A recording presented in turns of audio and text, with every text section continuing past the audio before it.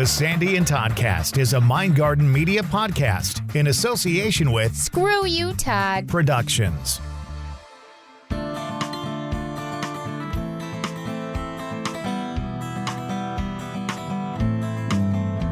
Admittedly, the seasons are shorter than they used to be, but we're done with another season. Season 8 in the books after this particular podcast. Yes, in the books after this wrap up for season 8. I can't believe it. It's been a really cool season, Todd. It has, and I think it's been so cool. We kind of want to continue what we're doing into the next season, which we'll talk about coming up a little bit later on in this podcast. Season 8, Episode 8, History is No Mystery, part of the Sandy and Toddcast is next.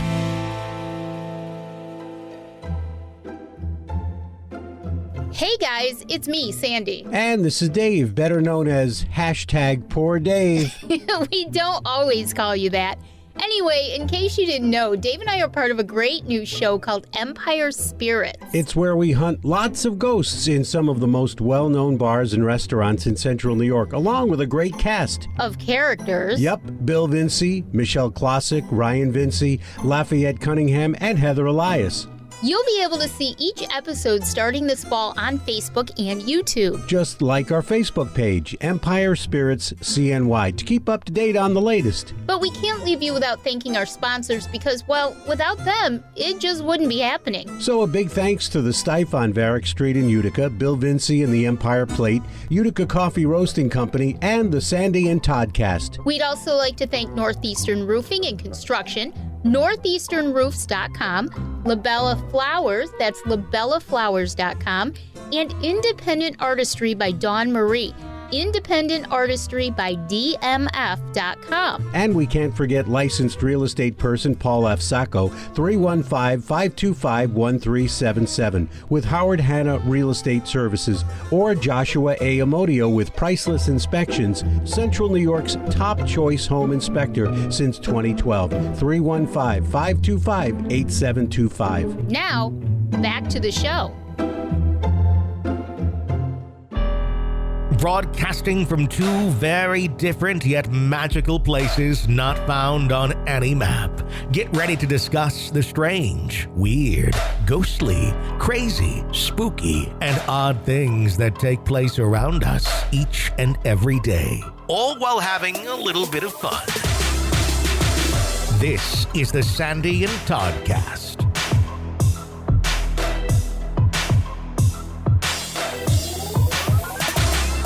Welcome again to the Sandy and Toddcast, final episode of the season. She is Sandy. He is Todd. And here we go. Yeah.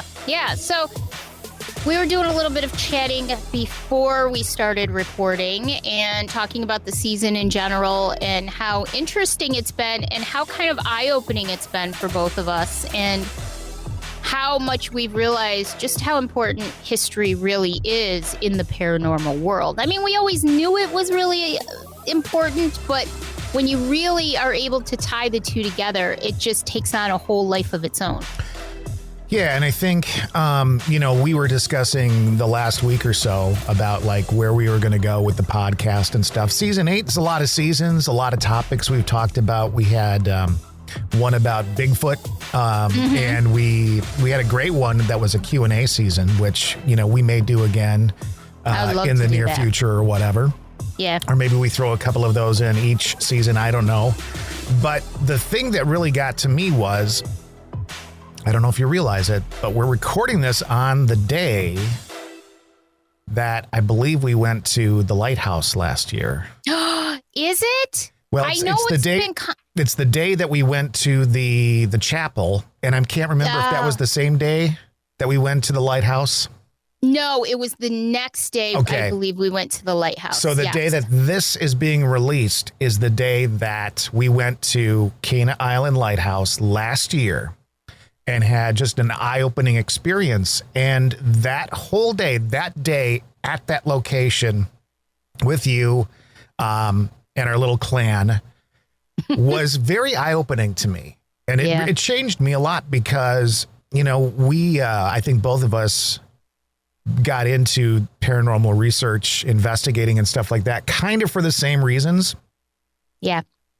And over the years, we talk a lot about aha moments, and you learn something, and something in your psyche changes a little bit about what you're doing and how you're doing it and all that kind of stuff. And that day was very changing for me because I realized how very, very personal any investigation can be. Mm-hmm. And since that time, I've really been more interested in learning about people and their stories than necessarily going to a haunted location and, seeing if we get anything. Yeah. And you took it a step further by going out, and you've been doing, I don't see a lot of this. I can't say I've really seen a lot of people do what you're doing right now. And that is going to cemeteries and locations and really getting to know people that are there, and finding out their stories and then communicating with them, but then also, finding out about their life and stuff like that with research. And it's just, to me, that takes it to where I really want to be right now in my timeline of investigating. Yeah. And we were just talking about that the other day. And it was funny you brought that up because I was just talking about it with Dave the other day, and then we were discussing it. And, there's a couple things to unpack there. Number one, a lot of people say, oh, don't investigate cemeteries. And I agree. Do not investigate cemeteries. You should never, ever. I think it's disrespectful to set up a full investigation in a cemetery. I think there's a difference between what I'm doing right now, because I'm the one who says I wouldn't investigate in a cemetery. There's a difference, though, and I'll tell you why. Because I have always taken this very personally. One of my biggest goals is to learn and to help. That's what I've always said. That's my mantra. That's my motto, is I'm here to learn and to help. And it's funny, Todd, because I always thought that I was learning and helping just by doing full-blown investigations. And then I don't even remember why I started doing this, but just for the heck of it, I started doing it. And even my thought process has evolved since that point in time. I go there with respect and honor, and I really, truly, like you said, it has become very personal. I really want to know about these people. And we've discussed this, I believe, on this season, about how it's so important to give these people a name, give them a recognition, because a lot of times their families are gone. There's no one left. No one comes to see them. No one comes to pay their respects to them. And so they just kind of disappear into history. And a lot of them have had such amazing lives. And I don't necessarily mean millionaires or inventors, and I've come across plenty of them as well, but just good, kind people who lived really good, honest lives. And they're just kind of off into obscurity. And I don't think they deserve that. I think that they deserve their stories told and their lives to be recognized.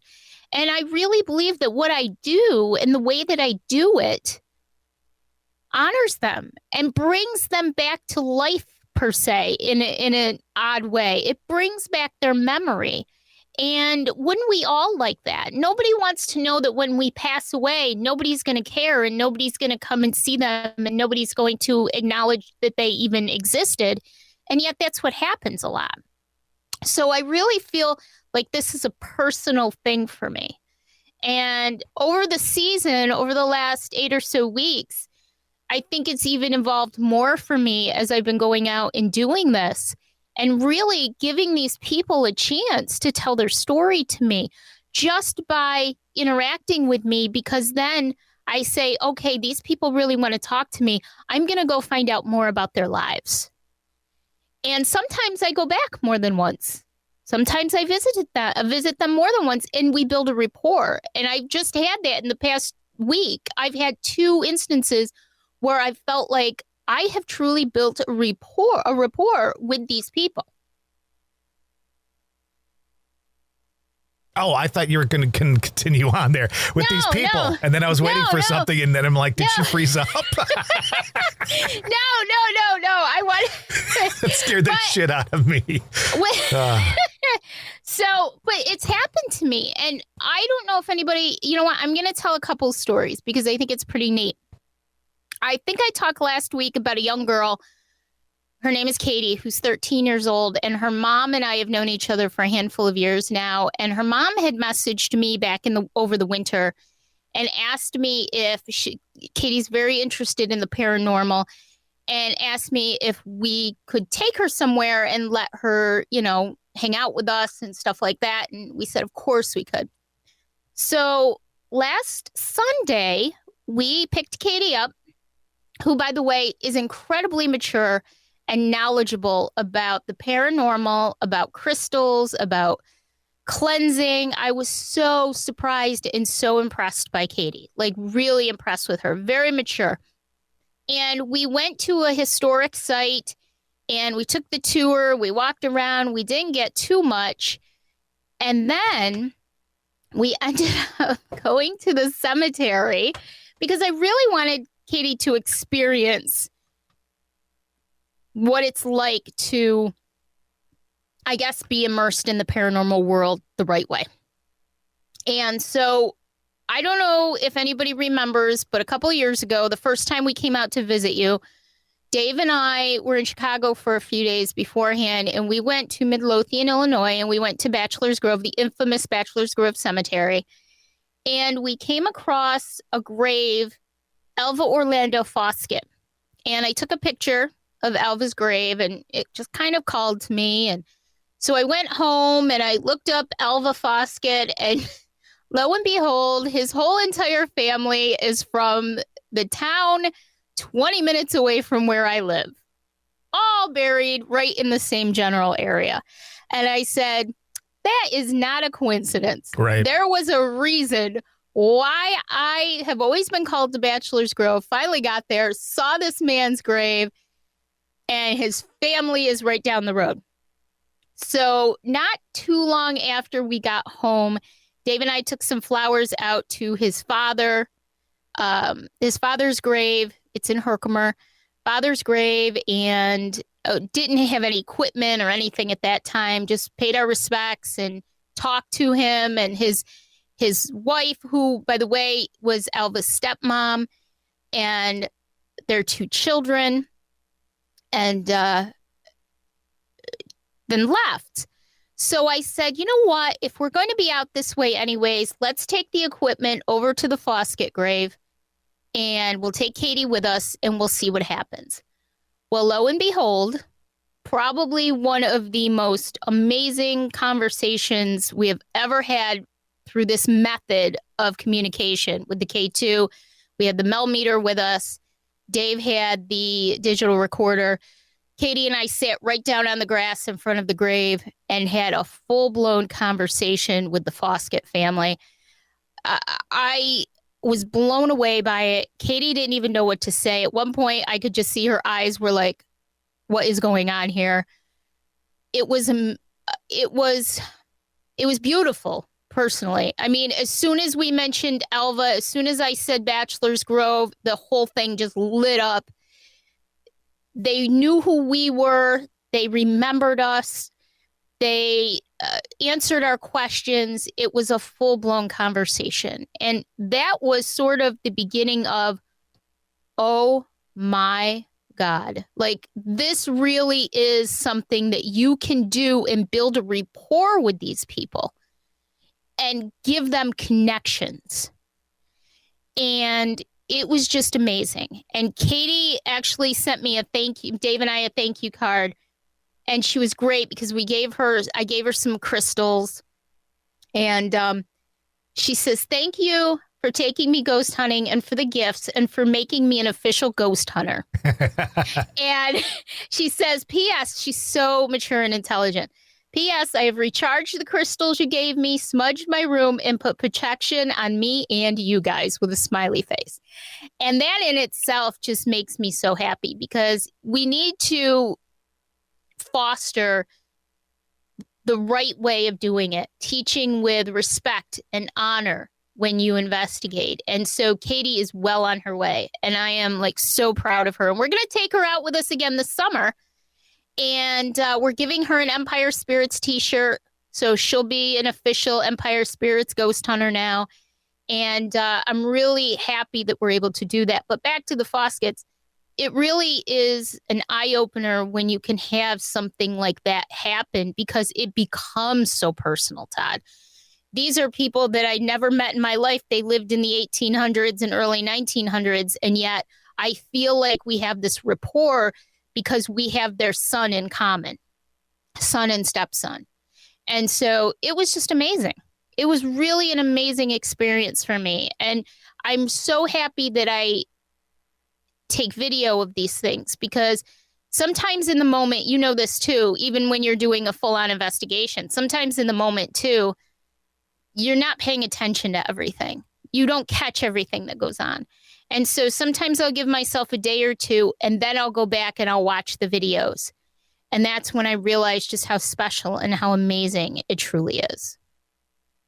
So you're learning, not only are you giving these people a chance to speak, but you're learning their stories and you're telling their stories. And that's so, so important. Go ahead. No, I just was going to say at one point I asked if they had been able to visit Alva very often since he was in Illinois and it didn't light up. And I felt so bad that because of the time period and because travel was so difficult and they all had their lives that it wasn't like you and I could just hop on planes or jump in a car and drive, Right. 3 states over and go visit your family. That's not how it worked back then. And so it kind of made me sad. So. And that's interesting because, a while back, a few years now, I was looking for some connection on my father's side. And then you realize, well, there are connections out there. They're in California. Well, what the hell are they doing out in California? I knew a family in Michigan and stuff like that.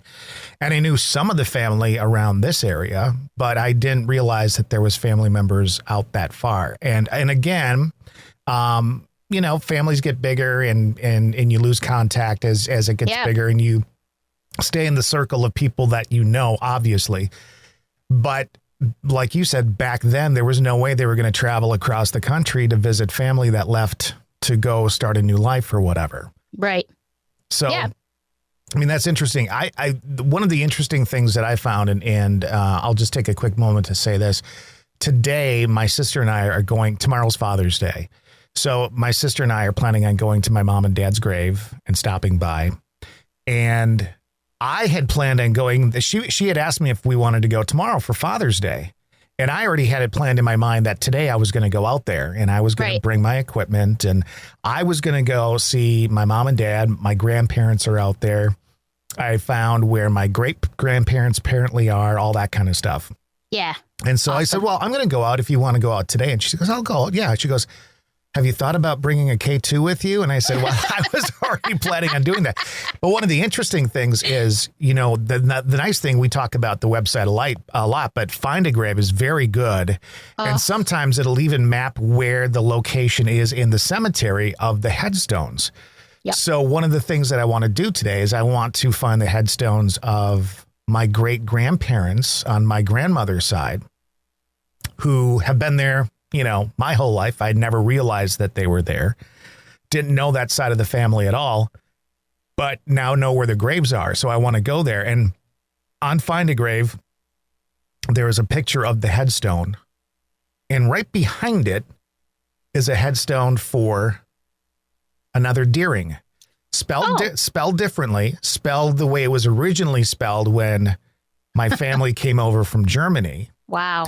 And now I might have other members of my family there. I haven't found a connection quite yet.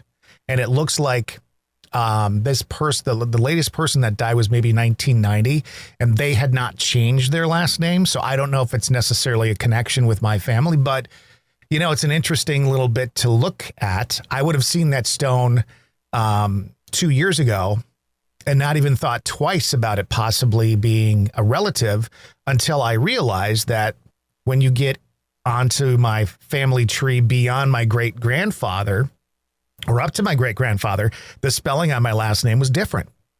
You know, it has somewhere in his life, it was changed.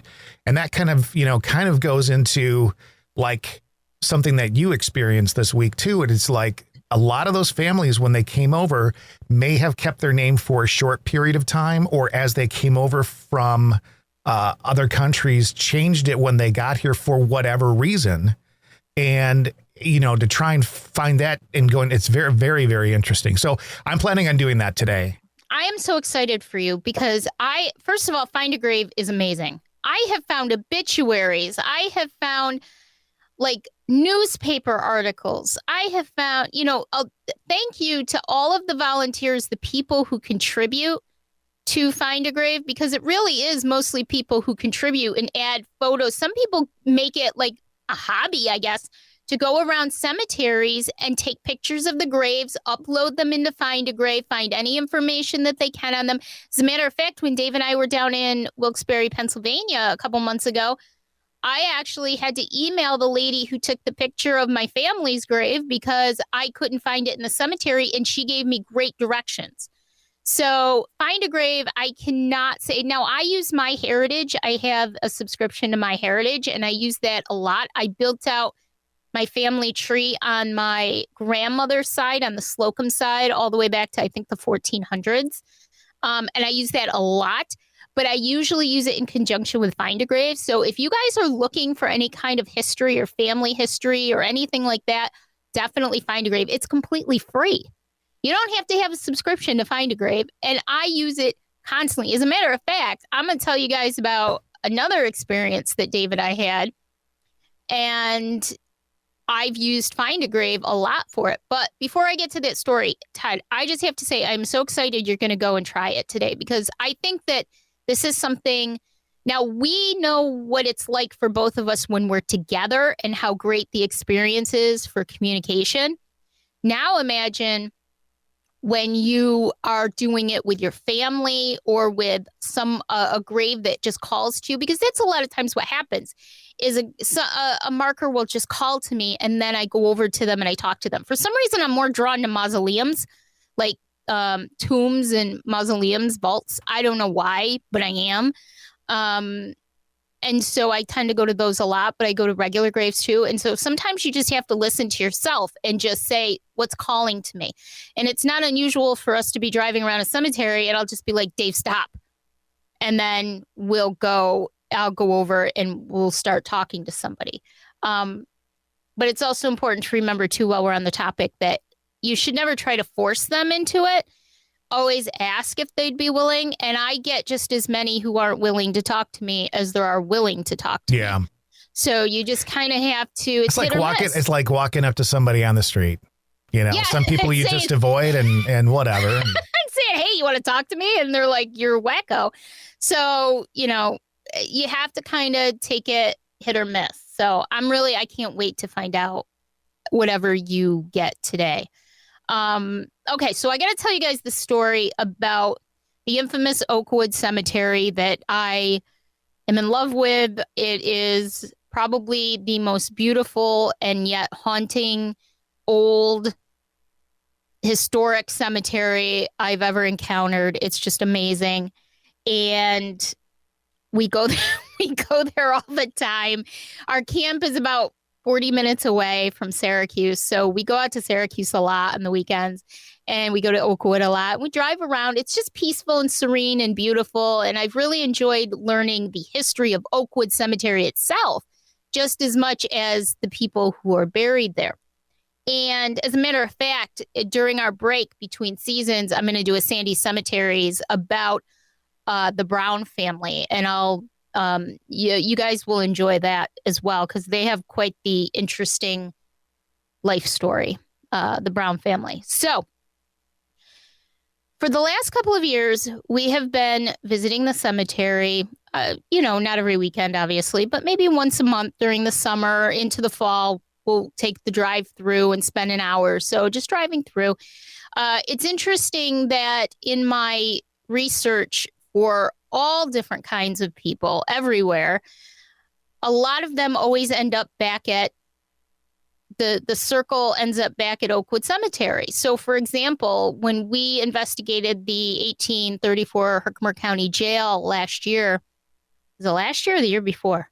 Last year, Roxalana Druce, who was a woman convicted of murdering her husband, her daughter, who was also convicted in helping her murder the husband, but was eventually pardoned by the governor, spent 10 years in prison.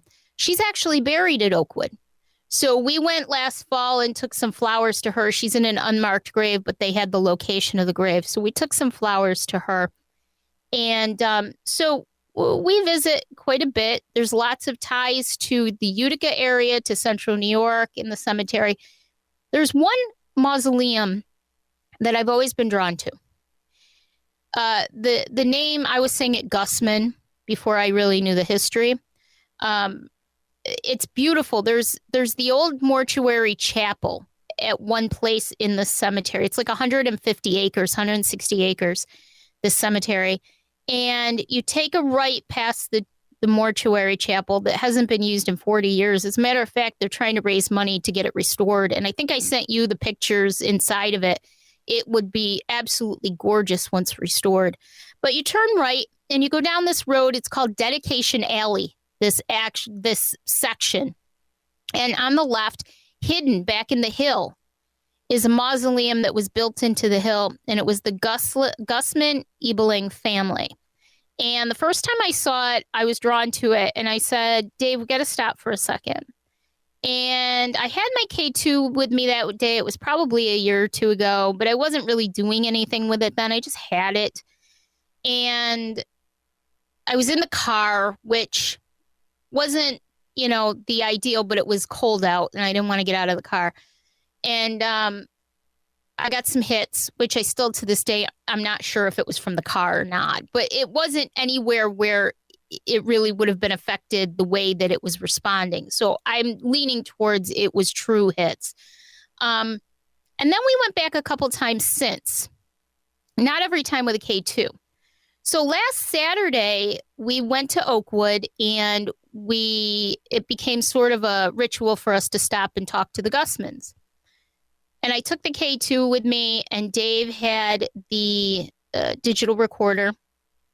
And I laid the K2 down on the ground in front of the mausoleum and had my phone up with me. So my phone was about 4 feet from the actual K2. So it wasn't going to affect it in any way.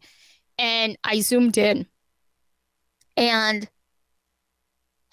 had yet another amazing conversation with the Gussmans who, and I'm going to say it Gussman until I get a little more into the story. Right.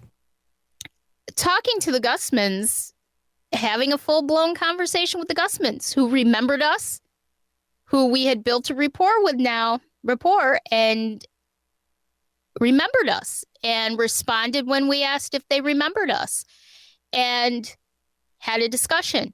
And so that was just wonderful. I felt so good after that. I remember turning to Dave and saying, Dave, I just feel so wonderful after talking to these people that we've talked to before, finding out that they do know who we are, they do remember us, and that they're interested and willing to speak with us. And so went home, did some research, and, actually I didn't do research yet. Went home. Dave listened to the audio from his digital recorder. And at one point on the video and in the audio, you can hear me explaining to them the K2 and how if they come close to the K2 or they touch the K2, that it will light up and that will be a yes response. And if they back away and don't touch it and it doesn't light up, that would mean no. And after I explained to them, not in the video, but in the audio, Dave could hear what sounded like, at first, no. So then we're listening to it a little bit more. And I said, Dave, and it was a whisper. And I said, Dave, it doesn't really sound like no.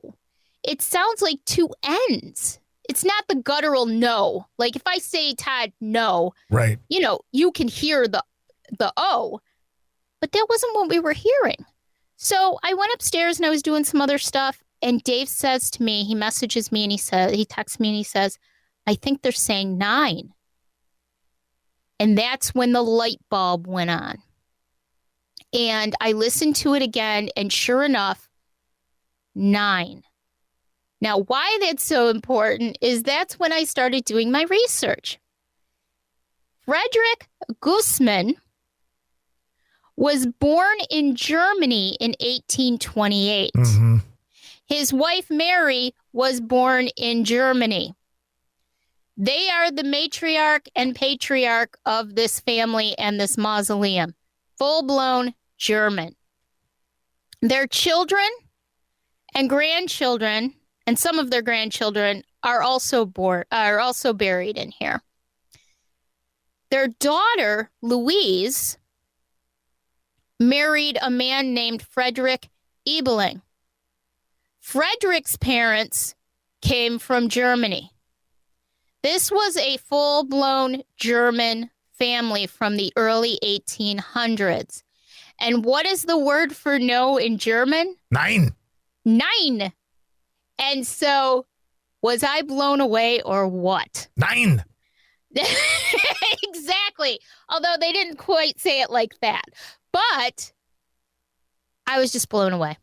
So the Gussmanns, because now you're going to say it a little bit more guttural because German is a guttural language. Right. The Gussmanns, that's probably how they said it, were speaking to us in German.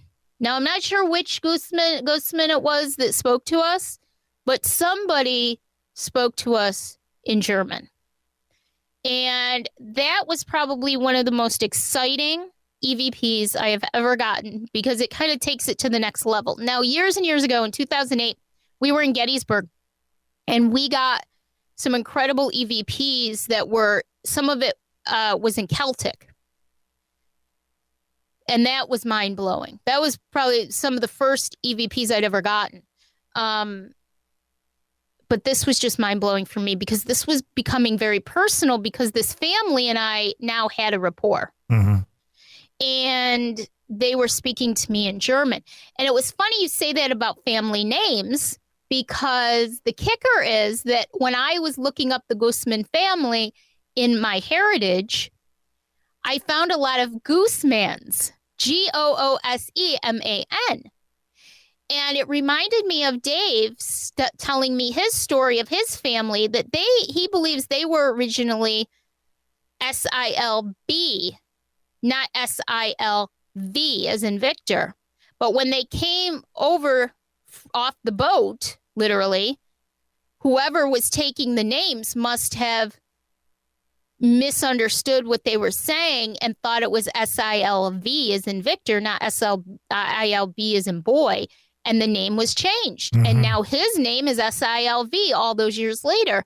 So I'm assuming that when the Gussmanns got off the boat and came over and settled in Connecticut, that whoever was taking names and filing paperwork thought they said their name was Gooseman.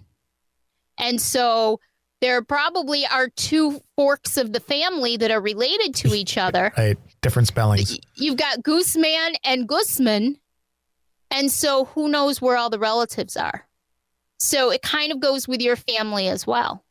Records were not kept very well back then. No. If you look at old census and stuff like that from the years, and they're all handwritten and all that kind of stuff. Fascinating. And, one census, the family looks like this. And then the next census, there's spelling differences and name differences and all that. Yep. Even my father, who, I'll tell a quick story about this.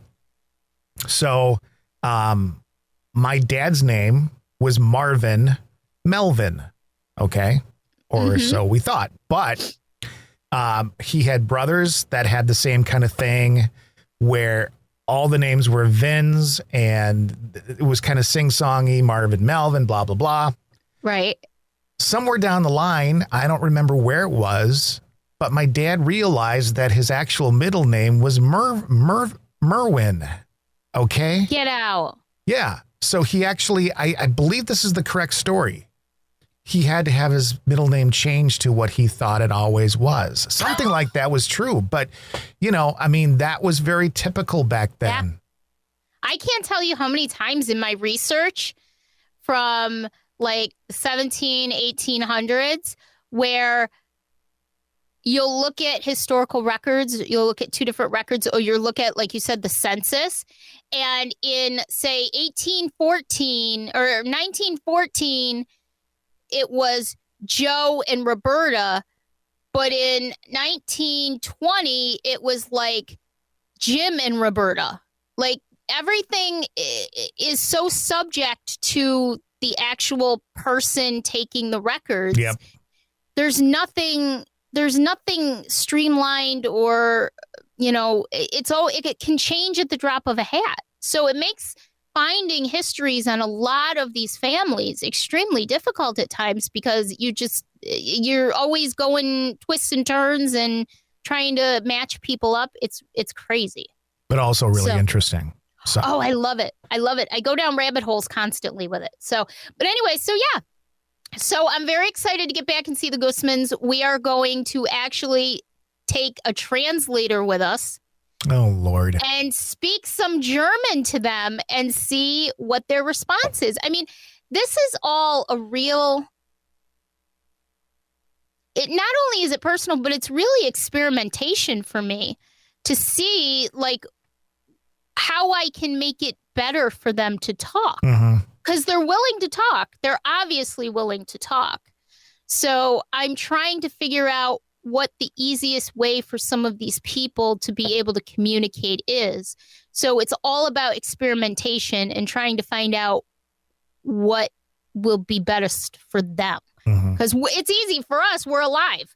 But how can we make them, make it easier for them? It's funny, Todd. I said to Dave the other day, because I'll throw questions at Dave all the time. And I said to Dave the other day, poor Dave. And I said, what do you think it is, Dave? Do you think we're really talking to people who have passed on? And he got this look on his face and he said, I don't see how we're not. I mean, he's experienced it himself. I mean, I've tried to eliminate every other possibility. I can't dismiss the idea that we're talking to these people. And it's funny because a lot of times I'll ask questions with answers that I don't know the answer to, and they'll respond or not respond as a yes or a no. And I'll go back and do some research, and because I never know who I'm going to go to, usually I don't know where I'm going. And usually it matches up with what they tell me. So it can't be me psychically doing it. It can't be Dave psychically doing it. If that was the case, then everybody who we tried to talk to would respond back to us, and that's not how it works. My own grandparents haven't responded to me, and they're the people that I would love to be talking to, and they haven't. So at this point, I have to go with, we are communicating with these people, and I just try to make it as respectful and honorable and caring and open-minded as I can with them, so that they have that opportunity to leave that mark, leave that story, leave their mark on the world with us in some way, So, yeah. It's really amazing. Good. Yep. It's been an interesting journey, and I'm not done because I'd like to keep going with it and see what happens. Dave and I were talking. You said, I think at the beginning of the podcast, that, you really, this actually seems more in tune with you and I than even just full-blown investigations, yeah. Which, by the way, I love doing them, but I will never stop doing full-blown investigations because I still think that it's a learning and a helping experience. But I have to tell you that Dave and I were talking about it too, and it's just something that I feel like I'm supposed to be doing. You know, I said to Dave last week, I said, Dave, I feel like I'm on this path. I've gone down this path I've gone on because there's a reason why this stuff is happening. There's a reason why, you know, my abilities have just leveled up so much over the past handful of years, why all of this is going on. And so I'm just really, really grateful that I have this opportunity to help in some way, you know? Well, I'm excited because I think this is going to parlay us into another season of telling more stories. Yes. Oh, and everybody go to YouTube because we're going to start putting up some of these videos on our YouTube channel. So you'll see our YouTube link in the show notes. Make sure that you go and subscribe to us because some of these videos will definitely be going up in our YouTube channel in the coming days and weeks. So everybody can check them out and put them with the stories that we're telling. All right. Well, let's do our spiel here. You can find the Sandy and Toddcast on any of the platforms that you normally find your podcasts, including YouTube and Twitter. Be sure to like the Sandy and Toddcast on Facebook to keep up on the latest goings-on, including each week's episode. You can also join our group, Stay Weirdos, friends of the Sandy and Toddcast for more fun. Stay Weirdos is a safe place to share your thoughts, feelings, ideas, and random inappropriate memes without judgment. Sandy and Todd also have a podcast called the Empathecary Podcast. It's for empaths, by empaths. And if you know an empath, you might want to listen too. Find and like the page on Facebook. And finally, if you're thinking about starting your own podcast and just aren't sure where to start, Sandy and Todd can also help with that too. MindgardenMedia is their latest project where the dynamic duo can guide you every step of the way in your podcasting journey. Editing, producing, and consulting is what they do. Like MindgardenMedia on Facebook or email them at themindgardenmedia@gmail.com. And as always, thanks for staying weird. And with that spiel out of the way, season 8 comes to a close. We'll have some time off, but you'll be getting content via Sandy Cemeteries and Dave and Sandy and an old friend of ours. Yes. Aaron Mazza will be on with Sandy, and what they all decide to do, we don't know. We are just going to, I was talking to them the other day, and we are just going to have a good old-fashioned witchy BS conversation. BSing session, put it that way. So, should be a lot of fun. I was going to say cool and perfect, and it turned out to be cool. Cool. All right. Until season 9. Bye. Bye.